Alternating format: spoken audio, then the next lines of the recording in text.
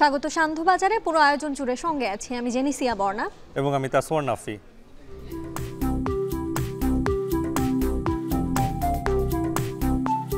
মিটিংটা খুবই বন্ধুত্বপূর্ণ ছিল।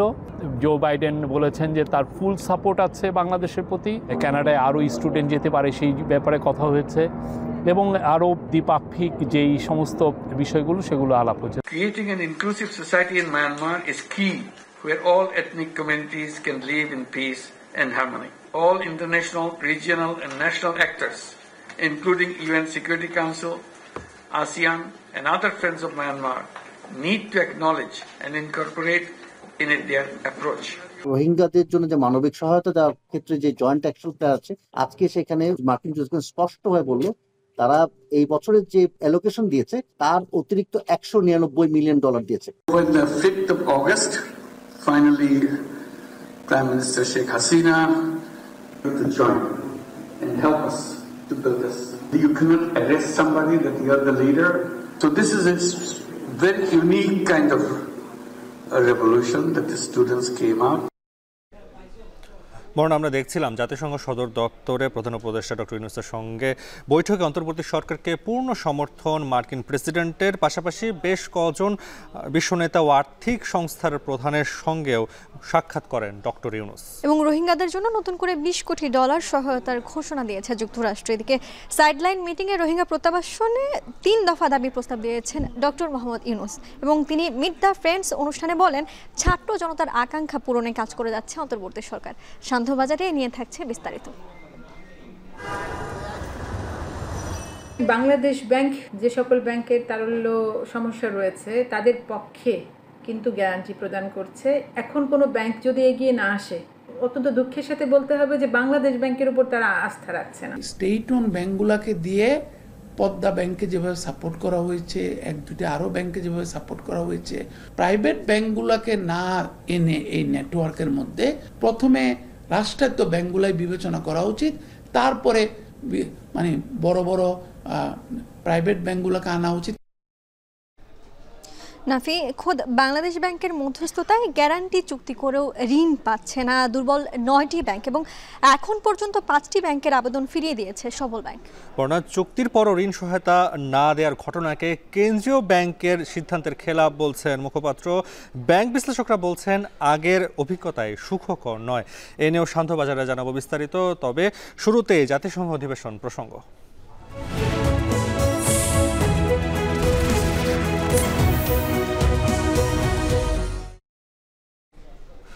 আমরা শুরুতে যেমনটি বলছিলাম যে জাতিসংঘ অধিবেশনের সাইড লাইনে প্রথমবার বাংলাদেশের কোনো সরকার প্রধানের সঙ্গে বৈঠক করলেন মার্কিন প্রেসিডেন্ট। নিশ্চয়ই দেখতে পাচ্ছেন ছবিটি। এবং ডক্টর ইউনূসের সঙ্গে বিরল এই বৈঠকে বাংলাদেশের অন্তর্বর্তী সরকারকে পূর্ণ সমর্থন ও সহযোগিতার আশ্বাস দিয়েছেন মার্কিন প্রেসিডেন্ট। এছাড়া ছাত্র জনতার পাশে থাকার আশ্বাসও দেন জো বাইডেন। এদিকে মঙ্গলবার বিশ্বের বেশ কয়েকটি দেশ এবং আর্থিক সংস্থার প্রধানরাও অন্তর্বর্তী সরকারকে সমর্থন দিয়েছে বলে জানিয়েছেন প্রধান উপদেষ্টার প্রেস সচিব শফিকুল আলম।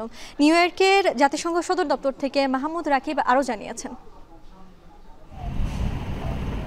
জাতিসংঘের ৭৯তম সাধারণ অধিবেশনে মঙ্গলবার ছিল বাংলাদেশের জন্য মাইলফলকের দিন। ইতিহাসে প্রথমবারের মতো জাতিসংঘ অধিবেশন চলাকালীন সময়ে জাতিসংঘ সদর দফতরে বাংলাদেশের সরকার প্রধানের সাথে দ্বিপাক্ষিক বৈঠকে বসলেন মার্কিন প্রেসিডেন্ট। পুরনো সকল নিয়মের বেড়াজাল ভেঙে যুক্তরাষ্ট্র প্রেসিডেন্ট জো বাইডেন আর বাংলাদেশের অন্তর্বর্তীকালীন সরকারের প্রধান ডক্টর মোহাম্মদ ইউনূসের সফল এই বৈঠক বদলে দিয়েছে অনেক হিসাব নিকাশ। মঙ্গলবার নিউ ইয়র্ক সময় সকাল 10টায় জাতিসংঘ সদর দফতরে আসেন মার্কিন প্রেসিডেন্ট জো বাইডেন। তার আগেই হাজির হন নোবেলজয়ী ডক্টর মোহাম্মদ ইউনূস।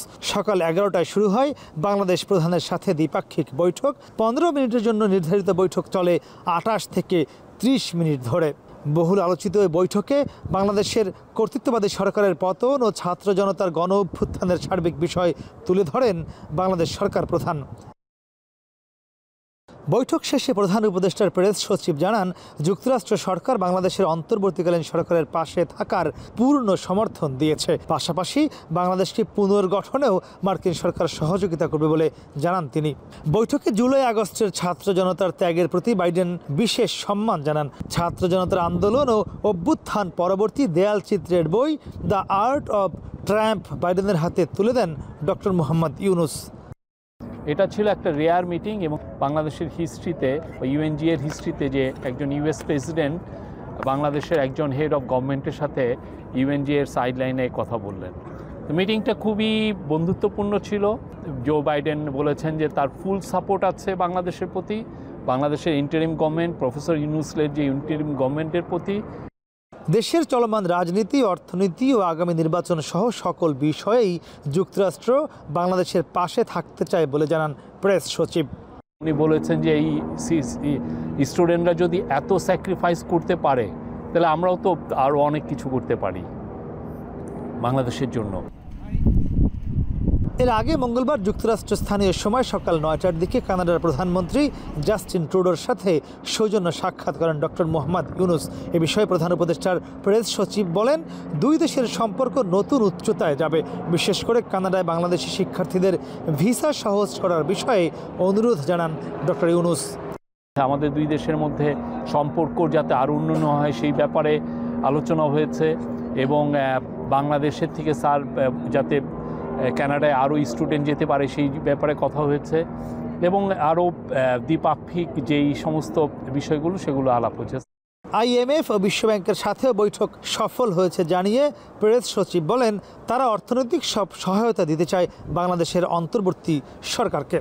আইএমএফ এর কাছ থেকে সাপোর্ট চাওয়া হয়েছে, আইএমএফ সাপোর্ট দিতে রাজি এবং উনি স্বতঃস্ফূর্তভাবে বলেছেন যে কী ধরনের সাপোর্ট লাগলে বলবেন এবং এটাও বলেছেন যে ফ্রেন্ডস অফ বাংলাদেশদেরকে নিয়েই ওনারা একটা কোঅর্ডিনেশন মিটিংও করতে পারেন।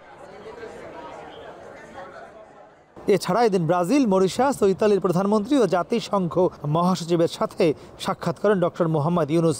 অংশ নেন রোহিঙ্গা ইস্যু ও বিশ্বে বাংলাদেশি বন্ধুদের সাথে আলোচনাতেও।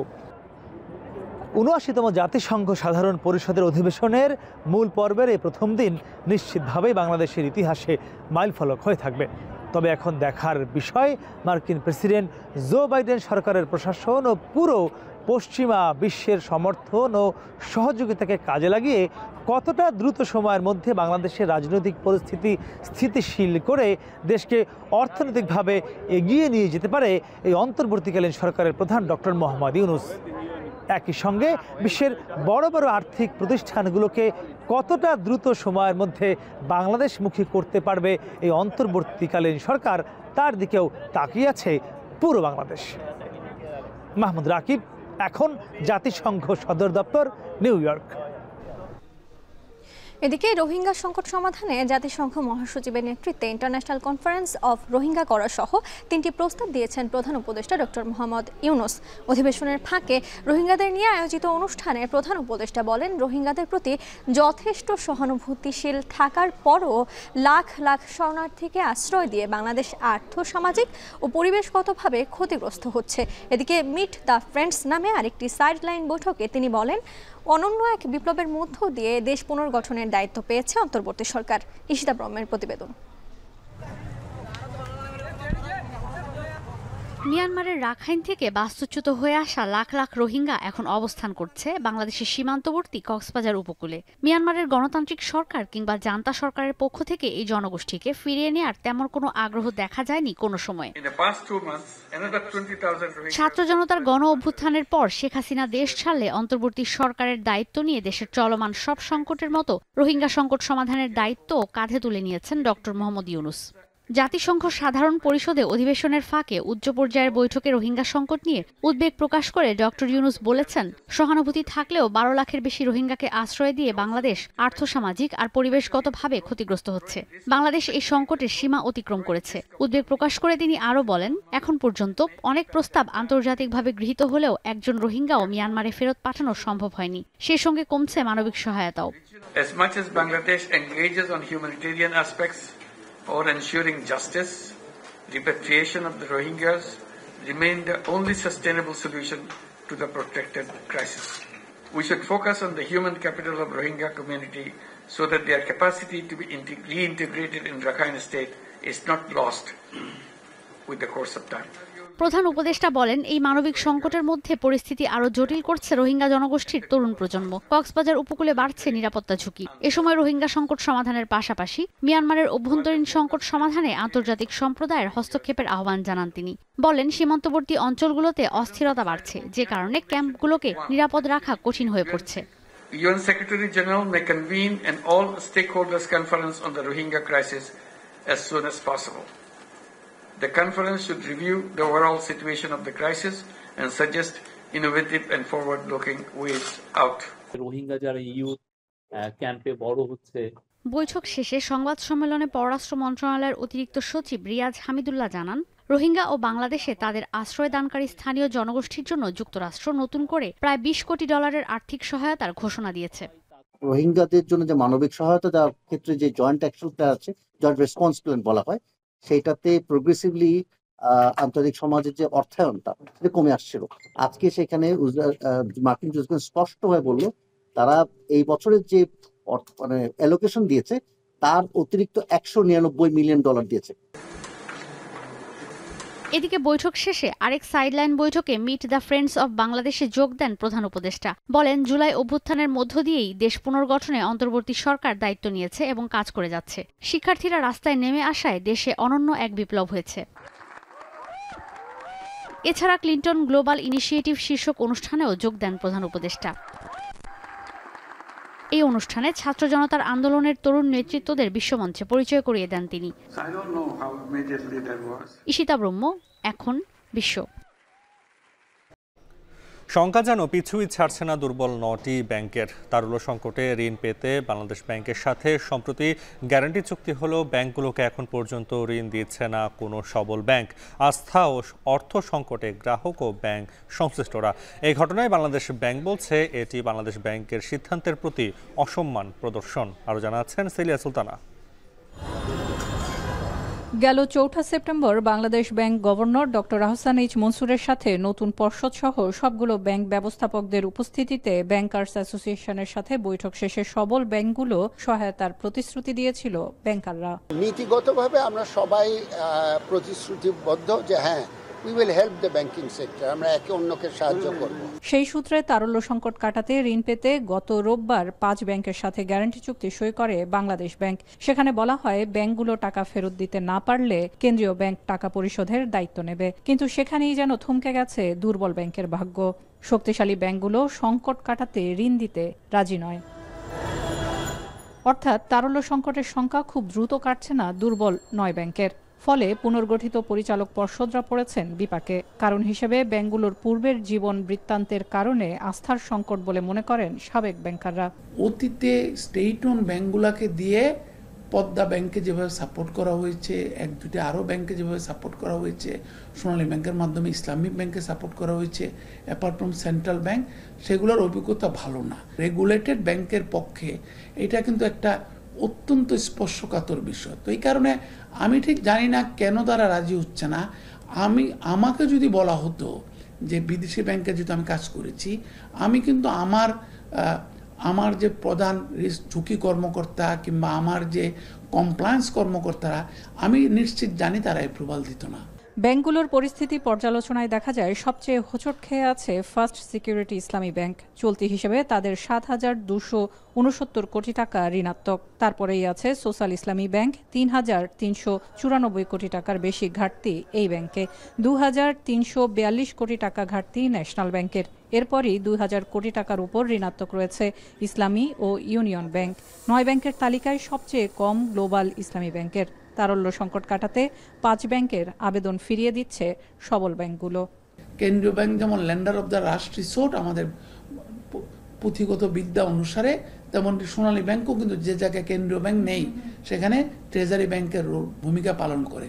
সো আমি মনে করি এই ধরনের স্পর্শকাতরতা কিংবা নাজুকতা এড়িয়ে যাওয়ার জন্য প্রাথমিকভাবে প্রথমে রাষ্ট্রায়ত্ত ব্যাংকগুলাই বিবেচনা করা উচিত।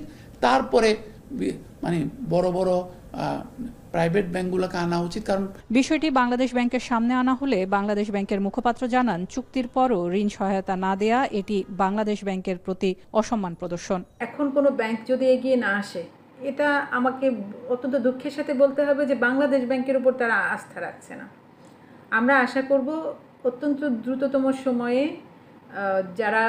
যে সকল ব্যাংকের কাছে তারল্য সারপ্লাস আছে তারা আমাদের এই চুক্তিটার প্রতি শ্রদ্ধা প্রদর্শন করবে এবং লিকুইডিটি সমস্যায় পতিত যে ব্যাংকগুলো তাদেরকে সাহায্যের ক্ষেত্রে এগিয়ে আসবে। তথ্য বলছে এই 9 ব্যাংকের প্রতিদিনের গড় লেনদেন ফিরেছে ইতিবাচক ধারায়। সোমবার নজরদারিতে থাকা দুর্বল 11টি ব্যাংকের নেট ডিপোজিটও ছিল 800 কোটি টাকার বেশি। সেলিয়া সুলতানা, এখন, ঢাকা। এদিকে দুর্বল ও তারল্য ঘাটতিতে থাকা ব্যাংকগুলোকে দেয়া ঋণ দাতা ব্যাংক চাইলে 3 দিনের মধ্যে ফেরত দেবে কেন্দ্রীয় ব্যাংক। বিকেলে 10টি ব্যাংকের এমডির সাথে জরুরি এক বৈঠকে প্রতিশ্রুতি দেন কেন্দ্রীয় bank governor doctor Ahsan H Mansur. চলতি মূলধনের ঘাটতিতে থাকা ব্যাংকগুলো চাইলেই ইচ্ছেমতো ঋণ পাবে না। কোন ব্যাংক কত ঋণ পাবে তা নির্ধারণ করবে বাংলাদেশ ব্যাংক। আর ঋণের সুদের হার নির্ধারিত হবে দুপক্ষের ঐক্যমতের ভিত্তিতে। ব্যাংক ব্যবস্থাপকরা জানান, ইতিবাচক আলোচনা হলেও ব্যাংকগুলোর বোর্ড সভায় এই গ্যারান্টি ফ্যাসিলিটির বিষয়টি উত্থাপনের পরে সিদ্ধান্ত নেওয়া সম্ভব হবে। মোটাস আপনার যে অপারেশনাল গাইডলাইন একটা দরকার আছে, সেটা আমরা চেয়েছি কি করব এবং ওনারা কীভাবে করবেন, গ্যারেন্টি ফরম্যাটটা কেমন হবে। যেমন গ্যারেন্টি ব্যাপারে ওনারা বলেছে দেওয়ার টাকা চাওয়ার 3 দিনের মধ্যে উনি আমাদেরকে টাকাটা দিয়ে দেবেন বাংলাদেশ ব্যাংক। আর একটা যেটা হচ্ছে যে ইন্টারেস্ট রেট নিয়ে কথা হয়েছে, বলছি যে আপনারা বাইল্যাটারালি ঠিক করবেন যে আপনারা যাকে টাকা দিচ্ছেন সে কোন রেটে নেবে না নেবে সেটার উপর ডিপেন্ড করবে এবং বাংলাদেশ ব্যাংক ইন্টারেস্ট সহকারে সেই টাকাটা আমাদেরকে দিয়ে দেবে। আমরা আশা করব অত্যন্ত দ্রুততম সময়ে যে সকল ব্যাংকের কাছে তারল্য সারপ্লাস আছে তারা আমাদের এই চুক্তিটার প্রতি শ্রদ্ধা প্রদর্শন করবে এবং লিকুইডিটি সমস্যায় পতিত যে ব্যাংকগুলো তাদেরকে সাহায্যের ক্ষেত্রে এগিয়ে আসবে। আগামী 1.5 বছরের মধ্যে জাতীয় সংসদ নির্বাচন অনুষ্ঠিত হবে। সেনা প্রধানের এমন বক্তব্য নিয়ে কৌশলী অবস্থানে রাজনৈতিক দলগুলো। বিএনপি বলছে দ্রুততম এবং যৌক্তিক সময়ের মধ্যে নির্বাচন দিতে হবে। রাজনৈতিক দলের সাথে আলোচনার মাধ্যমে নির্বাচনী রোডম্যাপ তৈরি করার ব্যাপারে মত দিচ্ছেন অনেকে। তবে এ বিষয়ে এখনও কোনো প্রতিক্রিয়া জানায়নি জামায়াতে ইসলামী। বিস্তারিত বেলায়েত হোসাইনের প্রতিবেদনে। জুলাই গণ অভ্যুত্থানে বাংলাদেশের রাজনীতি এবং বিতর্কিত নির্বাচন ব্যবস্থা জোরে সোরে যে ধাক্কা খেয়েছে তার চূড়ান্ত ইতিবাচক ফল দেখার অপেক্ষা এখন গোটা জাতি। রাষ্ট্রের প্রয়োজনীয় সংস্কারের পাশাপাশি আলোচনায় অন্তর্বর্তী সরকারের মেয়াদ এবং কবে হবে ত্রয়োদশ জাতীয় সংসদ নির্বাচন। এই আলোচনার মধ্যেই নির্বাচনের সময়সীমা নিয়ে সেনা প্রধানের বক্তব্যে নতুন করে মোড় নিচ্ছে বাংলাদেশের রাজনীতি।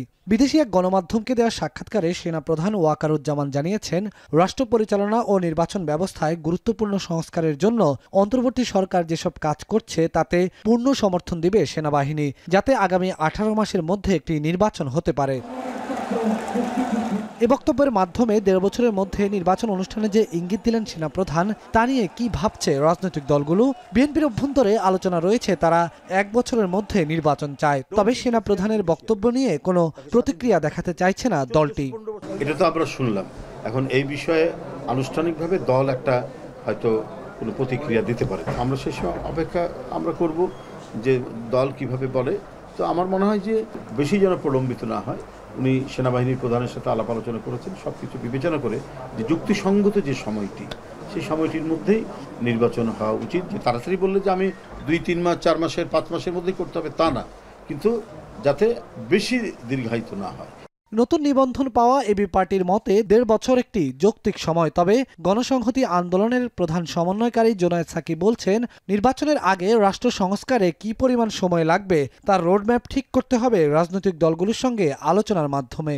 সময়সীমা এখনই আমরা সুনির্দিষ্টভাবে বলতে পারছি না। আমরা বারবার বলেছি যে সময়সীমার বিষয়টি এক তো হচ্ছে অংশীজনদের সাথে আলোচনার মধ্যে দিয়ে ঠিক করা উচিত এবং সেটাও নির্ভর করবে যে আমাদের সুনির্দিষ্ট কাজগুলো নির্ধারিত হওয়ার পরে কী ধরনের সংস্কারের প্রস্তাবগুলো আসে, সংবিধান কিভাবে গণতান্ত্রিক সংবিধানে পরিণত হবে, সেইটার প্রক্রিয়াটা কি হবে, এইসব আলাপ আলোচনাগুলোর মধ্য দিয়ে কিন্তু এই সময়সীমাটাও নির্ধারিত হবে। তবে 1 থেকে 1.5 বছরের সময় যে বলা হয়েছে, তার মানে হচ্ছে এই সময়ের মধ্যে করার চেষ্টা করাটাই কাঙ্ক্ষিত হবে। 1.5 বছরের মধ্যে ইলেকশন, আমার যেহেতু একটা ইলেকশন গেল আমাদের, সেখানে কিন্তু ইলেকশনের একটা প্রস্তুতি ছিল দলগুলোর সাধারণ। সেনাবাহিনী প্রধান যেটা বলেছেন এটা একটা যুক্তিগ্রাহ্য কথা এবং এটা নিশ্চয়ই তাদের মধ্যে একটা আলাপ আলোচনা হয়েছে, যেহেতু তিনি বলেছেন যে প্রতি সপ্তাহে অন্তর্বর্তীকালীন সরকার প্রধানের সাথে ওনার মত বিনিময় হচ্ছে। এদিকে বাংলাদেশের রাজনৈতিক মেরুকরণে এখন গুরুত্বপূর্ণ অবস্থানে জামায়াতে ইসলামী। নির্বাচনের সময়সীমা নিয়ে সেনা প্রধানের বক্তব্য নিয়ে দলটির অবস্থান কি, এ বিষয়ে এখনও জামায়াতের শীর্ষ পর্যায়ের কোনো নেতার বক্তব্য পাওয়া যায়নি। বেলায়েত হোসাইন, এখন, ঢাকা। সান্ধ্যবাজারের সময় হলো বিরতির, ফিরছে কিছুক্ষণ পরেই।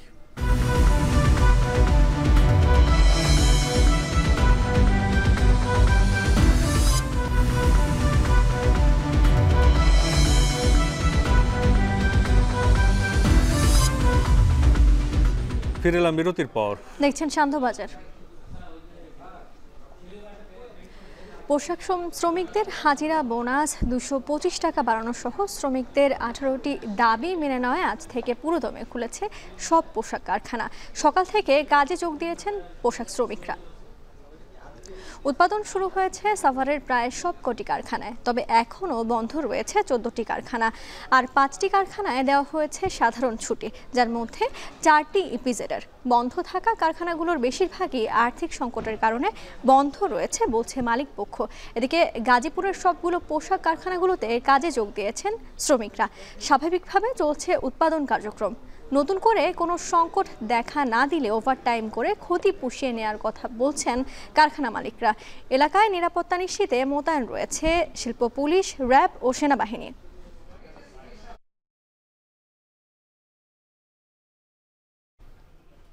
দেখছেন সান্ধ্যবাজার।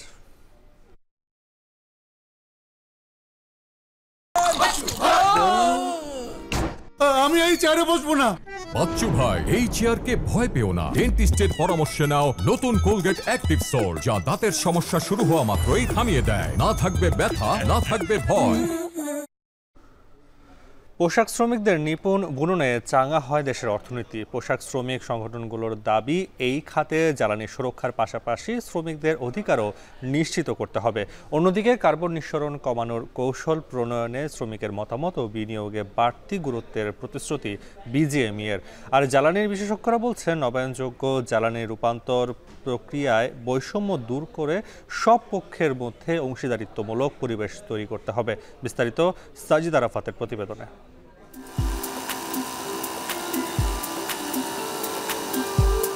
এ যেন স্বপ্নের বুনন, সেলাই মেশিনের গতিময় ছন্দে সমৃদ্ধির গল্পগাথা। উদয়স্ত সেলাই দিদিমণিদের শ্রম ঘামের বিনিময়ে রঙিন হচ্ছে পোশাক শিল্প। বাংলাদেশের অর্থনীতির প্রাণশক্তি পোশাক খাত। দ্রুত বর্ধনশীল এই খাতের সাথে জড়িত দেশের প্রায় 50 লাখেরও বেশি মানুষ। তবে নিরাপদ কর্মপরিবেশ, মজুরি বৈষম্য আর শ্রম অধিকার থেকে অনেকটাই বঞ্চিত এই খাতের কর্মীরা। বর্ধনশীল এই খাতের বিকাশ ঘটছে জীবাশ্ম জ্বালানিকে কেন্দ্র করে, যা শ্রমঘন শিল্প, কাজের পরিবেশ, শ্রমিকের স্বাস্থ্যমানে ফেলছে নেতিবাচক প্রভাব। তবে জ্বালানি সাশ্রয়, কার্বন নিঃসরণ কমানো ও বিদেশি ক্রেতাদের চাপে রপ্তানিমুখী এই শিল্পে বাড়ছে নবায়নযোগ্য জ্বালানির ব্যবহার, যার ফলশ্রুতিতে গ্রিন সনদপ্রাপ্ত কারখানার সংখ্যা ছাড়িয়েছে 2 শতাধিক। তবুও উচ্চ তাপমাত্রা আর নিরাপদ কর্মপরিবেশের অভাব অসহনীয় করে তুলছে শ্রমিকের জীবন। ফ্যান চলছে, তারপরে ওই যে অ্যাডজাস্ট ফ্যান চলার পরও মনে করেন আমরা গরম অনুভব করছি। সীমিত চাহিদাগুলো আমাদের মিটে, কিন্তু এর চেয়ে যে ওভার যে চাহিদাগুলো আছে এগুলো আমাদের এখানের যে স্যালারি আছে এটা দিয়ে হয় না। আমার জীবনে তো গ্রিন হয় নাই, ঠিক আছে। এখন ফিরতি তো গ্রিন ফিরতি এটা মানি, ঠিক আছে। আমি বছরে যে ছুটির টাকা দেয়, ছুটির টাকাটা যদি দিতে দেয় অনেক ভালো। 5টা পর্যন্ত ডিউটি হয়, আর বেসিক্যালি বেশি যদি অতিরিক্ত হয় তো 60টা। যদিও আমার এই টাকা হয় না, অনেক করে চলতে হয় একলা।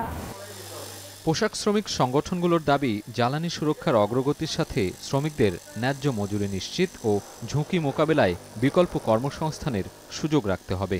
গ্রিন ফ্যাক্টরিগুলোতে শ্রমিকরা কি ইউনিয়ন করতে পারতেছে? তারা কি ন্যায্য বাঁচার মতো মজুরি পাচ্ছে? তারা কি যৌন হয়রানির নির্যাতন প্রতিরোধ আছে? অবশ্যই না। বা শ্রমিক সংগঠনে এই জলবায়ুতে যে আমাদের একটা মুখ্য ভূমিকা, এটা আসলে যারা জলবায়ু পারদর্শী বা এক্সপার্ট তারা তো আমাদের কথাই তোলে না, বা মালিকরাও এটা মনে করে যে এরা অশিক্ষিত, এরা কিছু বোঝে না। সময়ের সাথে পোশাক কারখানার চিত্র বদলালেও বদলায় না শ্রমিকের ভাগ্য।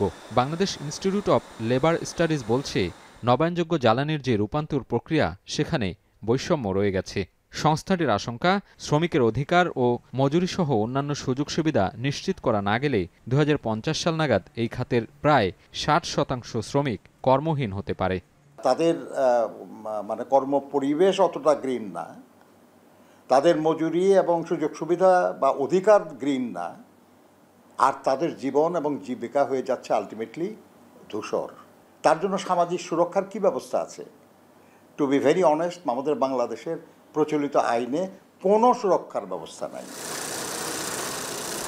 গেল কয়েক দশকে বাংলাদেশে পোশাক শিল্পের যে উত্তরণ ঘটেছে তা সত্যি প্রশংসার দাবি রাখে। দেশে দিনে দিনে বাড়ছে সবুজ কারখানার সংখ্যাও। তবে জলবায়ু পরিবর্তনের অভিঘাত মোকাবেলা করে কম কার্বন নিঃসরণ অর্থনীতি কিংবা জাস্ট ট্রানজিশন সম্পর্কে সুস্পষ্ট ধারণা নেই অধিকাংশ শ্রমিক এবং শ্রমিক প্রতিনিধিদের।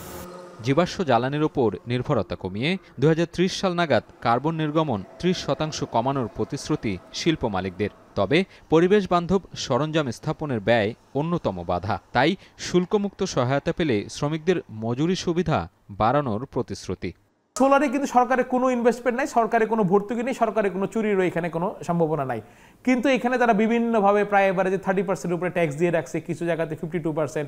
ভর্তুকি তো দিচ্ছি না, বরঞ্চ পরিবেশ বান্ধব জিনিসগুলোতে সরকার আরও উচ্চ হারে ট্যাক্স বসায় রাখছে। যখন নাকি সক্ষমতা বাড়বে ইন্ডাস্ট্রির, তখন স্বাভাবিকভাবেই সক্ষমতা অনুযায়ী তখন ইন্ডাস্ট্রি তার শ্রমিকদেরকে বেতন দিতে পারবে। পরিবেশ সুরক্ষায় বৈশ্বিক মানদণ্ড নিশ্চিত, টেকসই জ্বালানি ব্যবস্থা ও শ্রমিকের ন্যায্যতা নিশ্চিতের বিকল্প নেই। পোশাক খাতে নতুন প্রযুক্তি ব্যবহার, শ্রমিকের নিরাপত্তা ও কল্যাণে কাজ করছে বিভিন্ন উন্নয়ন সংস্থা। উৎপাদন ব্যবস্থায় পরিচ্ছন্ন জ্বালানি শক্তির ব্যবহার ও শ্রমিকের মতামতকে গুরুত্ব দেওয়ার পরামর্শ তাদের। We need to invest justifiably in the creating local resource talent, so আমাদের international dependency কমে যায়। সেকেন্ড থিং, আমরা বলছি যে কোনো technology if it is about saving earth, reducing global this climate warming, then that should be patent free. We should have right to produce that in our own country. And third যেটা হচ্ছে that we should have a reasonable time period. Carbon নিঃসরণ, নদী দূষণ ও পরিবেশগত ক্ষতির কারণ হিসেবে চিহ্নিত সিংহভাগ পোশাক কারখানা। জৈব জ্বালানির ওপর নির্ভরশীলতা কমিয়ে টেকসই নবায়নযোগ্য জ্বালানির নীতি বাস্তবায়নের পরামর্শ জ্বালানি বিশেষজ্ঞদের। জ্বালানি রূপান্তর প্রক্রিয়ার উৎপাদন খরচ কমিয়ে তার লভ্যাংশ শ্রমিকের কল্যাণে বন্টন জরুরি। এটাকে যদি গ্রিড বিদ্যুতের সাথে তুলনীয় করতে পারেন, তাহলে গার্মেন্টসের উৎপাদন খরচ কমে যাবে, এবং উৎপাদন খরচ কমে যে লাভ বাড়বে সেটা যদি ওয়ার্কার্সদের মধ্যে প্রপারলি ডিস্ট্রিবিউট করে দেওয়া হয়, তাহলেই কিন্তু এটা এই রুফটপ সোলার বা নবায়নযোগ্য জ্বালানির যে ব্যবহার গার্মেন্টসগুলি করছে, তার থেকে আমাদের যে শ্রমিক ভাই বোনেরা তারা বেনিফিটেড হবে। যখন আমরা পলিসি প্রণয়ন করব এনার্জির জন্য বড় বড় প্ল্যান বা সব কিছু, সেখানে ইনক্লুসিভিটির কথা আমাদের খুবই চিন্তা করতে হবে, এবং আমাদেরকে এনশিওর করতে হবে যেন সেটা জাস্ট এনার্জি ট্রানজিশন হয়। সেক্ষেত্রে যদি দরকার হয় আমাদের গ্লোবাল নেগোসিয়েশনে উন্নত দেশগুলোকে আপনাকে রেসপন্সিবল করতে হবে। সামাজিক ও পরিবেশগত কারণে বিদেশি ক্রেতাদের আগ্রহ সবুজ কারখানায়। তবে বাস্তবিক অর্থে এই উচ্চাকাঙ্ক্ষা বাস্তবায়নে দক্ষতার অভাব রয়েছে শ্রমিকদের। পোশাক মালিক সংগঠন বিজিএমইএ বলছে, কার্বন নিঃসরণ কমানোর কৌশল প্রণয়নে শ্রমিকের অংশীদারিত্ব বাড়ানোর পাশাপাশি অর্থায়নের পরিকল্পনাও হাতে নেওয়া হয়েছে। আমরা দেখে দেবো যে এটা আমাদের কারো বলতে লাগে না, নিজের ভিতর থেকেই করছি। প্রফিট শেয়ারিং যখন আসবে তখন কিন্তু ওনারশিপের কোয়েশ্চেনও চলে আসবে। তখন একজন যিনি কর্মরত রয়েছে আমার কোম্পানিতে, উনি তখন কিন্তু ভাববে না যে আমি এক পক্ষ উনি এক পক্ষ, তখন কিন্তু একটা টিমের মতন কাজ করবে। কারণ at the end of the day আমার কোম্পানি যদি মুনাফা করে, ওনারাও কিন্তু এটার অংশীদার। এদিকে পোশাক খাতে বিদ্যুৎ সরবরাহ ব্যবস্থায় ইতিবাচক ভূমিকা রাখছে নবায়নযোগ্য জ্বালানি, মন্তব্য বন, পরিবেশ ও জলবায়ু বিষয়ক উপদেষ্টার। তবে এই প্রক্রিয়ায় শ্রমিকের ন্যায্যতা নিশ্চিত করা সময় সাপেক্ষ হলেও তা বাস্তবায়নের আশ্বাস। যে এনার্জি সাপ্লাইয়ে তো বিগত সরকারের সময় আমরা দেখেছি যে কত আনরিলায়েবল হয়ে গেছিলো। এখন যদি দিনে 3 থেকে 5 ঘন্টা তাকে ডিজেল দিয়ে জেনারেটর চালিয়ে শিল্প চালাতে হয়, তার জন্য তো এটা ফিজিবল হবে না। জাস্ট ট্রানজিশনের কথা যদি আপনি বলেন যে সেখানে শ্রমিকদের কি হচ্ছে, আমি মনে করি সেখানে আরেকটু নীতিগত কাজ আমাদের করতে হবে। জ্বালানি দক্ষতা বৃদ্ধি ও সংরক্ষণ কারখানাগুলোর উত্তরণের পথ, তাই বিনিয়োগের পাশাপাশি কর্মীদের মানবাধিকার নিশ্চিত করা জরুরি। তবেই বৈশ্বিক প্রতিদ্বন্দ্বিতায় টিকে থাকবে দেশের পোশাক শিল্প ও শিল্পী। সাজিদ আরাফাত, এখন, ঢাকা। সান্ধ্যবাজারে নিচ্ছে আরও একটি বিরতি, ফিরছি কিছুক্ষণের মধ্যেই।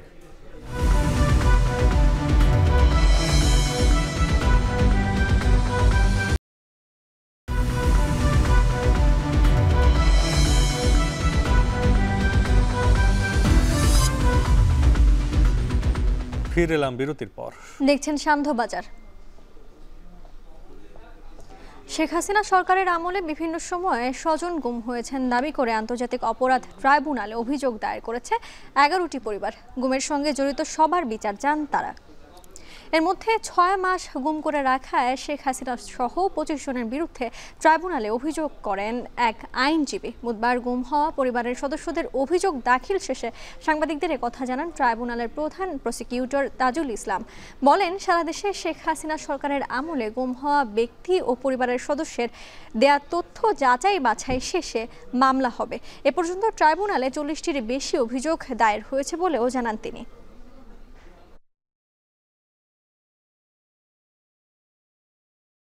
11টি পরিবারের ঘটনা আমরা বললাম, 2 জন মানুষ ফেরত আসতে পেরেছেন আর বাকি 10 জন আজ পর্যন্ত ফেরত আসেননি। এই যে অপরাধগুলো সংগঠিত হয়েছে সেগুলোর ব্যাপারে অভিযোগগুলো আমরা পেয়েছি। যেগুলো গুমের ঘটনা হয়েছে, জোরপূর্বক আটকে রাখা হয়েছে, বা আদার অ্যাক্টস আন্ডার ইন্টারন্যাশনাল ল, আদার ক্রাইমস আন্ডার ইন্টারন্যাশনাল ল, এরকম সংজ্ঞার মধ্যে যে সমস্ত অপরাধ হয়েছে সেগুলোর ব্যাপারে অবশ্যই আন্তর্জাতিক অপরাধ ট্রাইব্যুনালের জুরিসডিকশন আছে, কিন্তু সেগুলো বিচারের জন্য যথার্থ হবে কিনা সেটা পর্যালোচনার পরে, তদন্তের পরেই বলা যাবে। দেখছেন সান্ধ্যবাজার।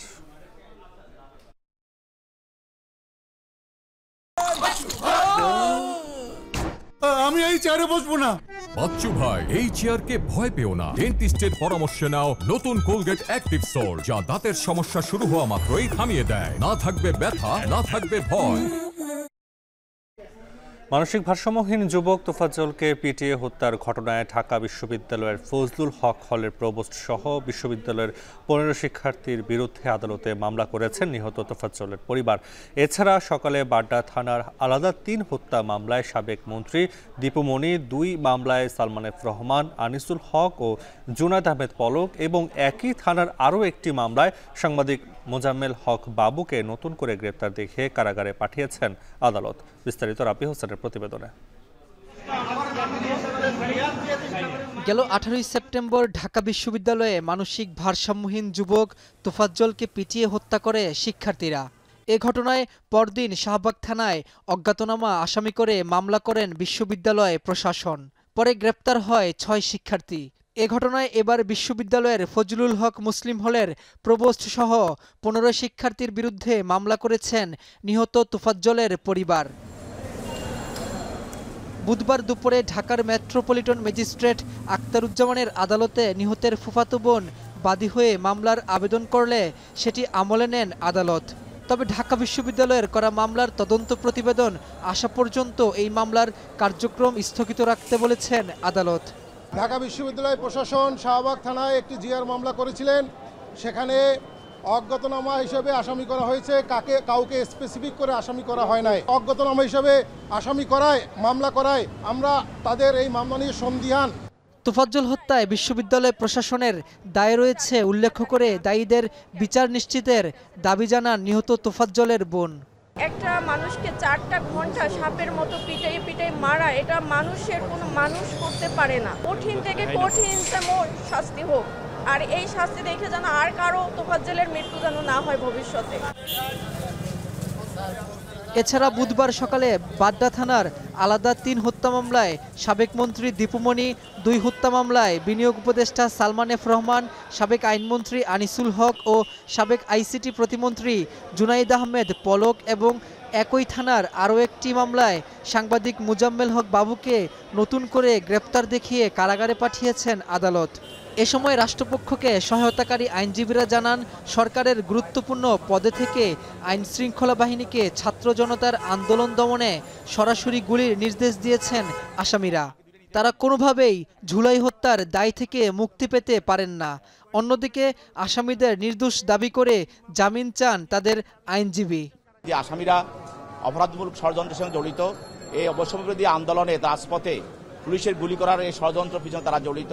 সেই জন্য আসামিরা বাইর হলে দেশে বিশৃঙ্খলা সৃষ্টি হবে এবং পেশিবাদে যারা লুকিয়ে আছে তাদের সহযোগী, তাদের সঙ্গে হাত মিলিয়ে দেশে অশান্তি সৃষ্টি করবে। তাদের এই পর্যায়ে তাদেরকে জামিন দেওয়া সমীচীন হবে না, বিধায় আমরা নিবেদন করি তাদেরকে জেল হাজতে পাঠানো হোক। আজ পর্যন্ত ওনারা আদালতে কারো কোনো সাক্ষীর স্টেটমেন্ট আদালতে উপস্থাপন করতে পারেনি যে ওনারা বলেছে যে হ্যাঁ ওনারা ঘটনাস্থলে ছিল বা ওনারা এই বিষয়ে ষড়যন্ত্র করেছে বা এই ঘটনা ওনারা জানে, ওনারা ঘটনার সময় কোথায় ছিল, এইসব বিষয়ে কোনো সুনির্দিষ্ট কোনো তথ্য প্রমাণ কিছুই তারা দিতে পারে নাই। এটা আমরা মনে করি এরা ন্যায় বিচার পরিপন্থী হচ্ছে, তাদেরকে হয়রানি করা হচ্ছে। ছাত্র জনতার আন্দোলনে হত্যার ঘটনায় এখন পর্যন্ত শেখ হাসিনা সরকারের ৩০ জনেরও বেশি মন্ত্রী আমলা গ্রেপ্তার হয়ে কারাগারে রয়েছেন। রাব্বি হোসেন, এখন, ঢাকা। সান্ধ্যবাজারে আবারও নিচ্ছে বিরতি, ফিরছে কিছুক্ষণ পর।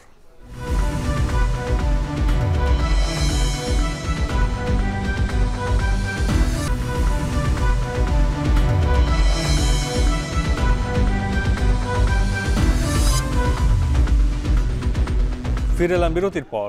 আবারও স্বাগত সান্ধ্যবাজারে। আন্তর্জাতিক প্রসঙ্গ, ইসরায়েল হিজবুল্লাহ পাল্টাপাল্টি হামলায় রণক্ষেত্র মধ্যপ্রাচ্য। এবার ইসরায়েলের গোয়েন্দা সংস্থা মোসাদের সদর দপ্তর লক্ষ্য করে ব্যালিস্টিক মিসাইল ছুড়েছে হিজবুল্লাহ। প্রায় 12 মাসব্যাপী গাজা যুদ্ধে প্রথমবারের মতো তেল আবিবের অভ্যন্তরে ব্যালিস্টিক মিসাইল হামলার ঘটনা এটি। যদিও ভবনটিতে আঘাত হানার আগেই আকাশ প্রতিরক্ষা ব্যবস্থার মাধ্যমে মিসাইলটি ধ্বংস করেছে ইসরায়েলের সামরিক বাহিনী। এছাড়াও বুধবার ইসরায়েলের উত্তরাঞ্চলে প্রায় 300টি রকেট হামলা চালিয়েছে হিজবুল্লাহ।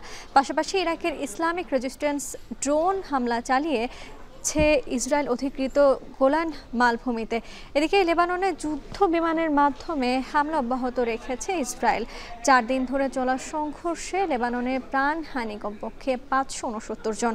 হামলা থেকে বাঁচতে দেশটির দক্ষিণাঞ্চল ছেড়ে পালিয়েছেন 10,000-এর বেশি বাসিন্দা।